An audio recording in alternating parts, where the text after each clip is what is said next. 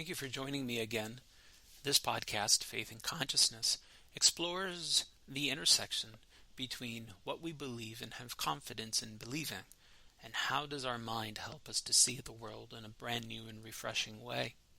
So can our faith evolve, and can our beliefs become deeper and broader and appreciate the wonder of life, both outside of this body and within it? Can we find God within us, and can we find God in everyday mundane things? Do I have the faith to know that I am lovable? Do I believe that I'm capable of being loved? And am I faithful to principles of spirituality that help me to find quality, meaning, purpose, and goodness? Am I content? These are the types of questions that we have to ask. And these are the types of questions that challenge us. And realizing that my consciousness is not just a subjective reality, but that my consciousness is interconnected, both with others, with you, and of course with this universe. That there's a part of me that knows things that I'm not even aware that I know. And that there's a part of us that interconnects in ways that we're not even capable of fathoming. But are we willing to explore? Are we willing to be present? And are we willing to go further than our comfort zone? And that maybe those things that we've been taught need to be broadened, need to grow, need to be enhanced. Because we all pursue the same thing. Despite the fact that sometimes we speak a different language, and despite the fact that we may have different representations, ultimately we all wonder, and ultimately we all desire, and ultimately we all feel that there truly is something greater than the here and now. But let us embrace the here and now as the perfect manifestation of everything that we are. Here and now, right now, we can make a difference in our growth, in each other, in the choices, the attitudes, and in the thoughts that we entertain. Here and now, right now, I can choose to grow, or I can choose to remain stagnant. Last week, we were talking about these ideas of faith and belief, and we showed how they're related and how they're slightly different. But today I'd like to spend just a little bit of time talking to you about doubt. We often tend to think of doubt as something that is offensive to us. It shocks us. We've been told that we shouldn't doubt people, or that we shouldn't doubt our parents, or we shouldn't doubt a minister, a guru, or we shouldn't doubt a priest. We shouldn't doubt our teachers. There was a time that we shouldn't doubt the government, many, many decades ago. The truth of the matter is that doubt has more to do sometimes with us feeling that we are not being good friends, or we're not being quote-unquote faithful, than what doubt is actually all about. You see, doubt helps us to explore and to plumb. It helps us to ask further questions, just to ensure and to explore the possibility that there is something more to what we have just adopted as a belief. I think we all need to be frank that many of the thoughts and the beliefs and the attitudes that we entertain, most of them we probably haven't thought through. We've either adopted them because we thought that the influential and the important people in our lives knew better, or that's just what you do. You accept what has been given to you in a family or in a society, in a particular culture. We acquire, according to psychology, the necessary skills and knowledge so that we become effective members of a society.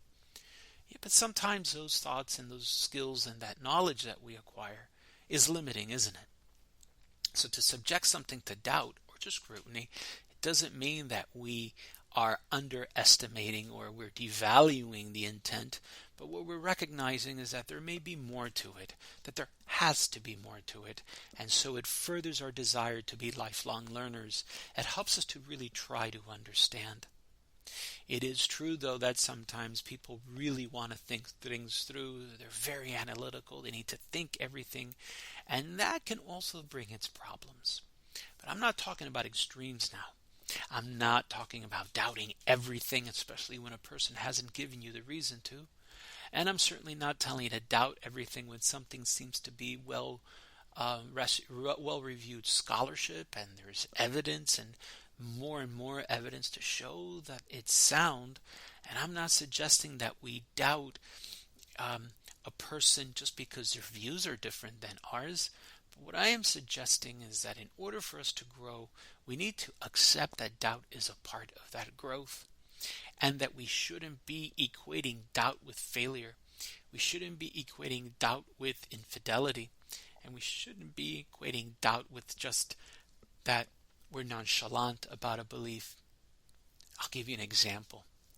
When Thomas, according to the Christian tradition, doubted, he wasn't doubting Jesus. He wasn't doubting, as the Christian tradition teaches, that Jesus resurrected. He was doubting those that were saying that he had. And there's a substantial difference here. You see, Thomas knew who he was hanging out with. Thomas had already seen the inconsistencies and the failure to be who they needed to be at Jesus' most desperate time. He was including himself there, by the way. So he thought that the only way to ensure that the truth would be revealed would be to go to Jesus himself, because those that were speaking on behalf of him really hadn't done a good job, and they had failed miserably in following through. Well, that's important, because sometimes those that promote a particular religious tradition really have done a miserable job in being models of it. Well, does that mean that the spiritual tradition is wrong? Or does that mean that we are often really poor representatives or ambassadors? I think it's the latter and not the former. Sometimes we read something and we may not understand what we read, and we doubt our ability to understand it. You see, there is the difference. In one of them, there's a doubt because of source, and the other one, there's a doubt because of feelings of inadequacy. I want you to embrace the doubt that comes with growth, the doubt that comes with really getting to the sources, the doubt that comes that's really going to help me to find more and better information. It's really going to challenge me to grow and to edify myself, and therefore being able to grow and edify others.